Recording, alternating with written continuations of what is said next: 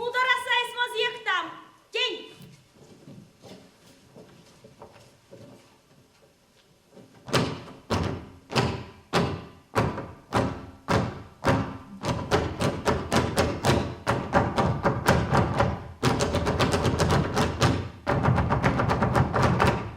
Дівки пряли, вишивали утками, петухами, гармониста ожидали часами, минутами.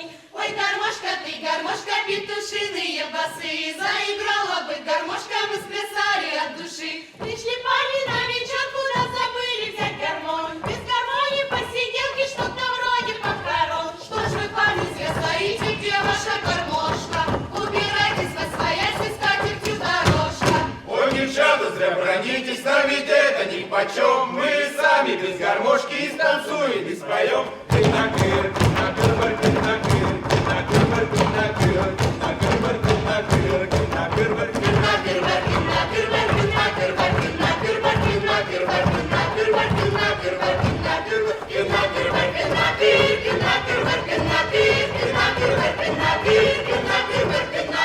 Кынаруна, кынаруна, кынаруна, кынаруна, кынаруна, кынаруна, кынаруна, кынаруна. Ехай, ехай, ехай, езжай, домой.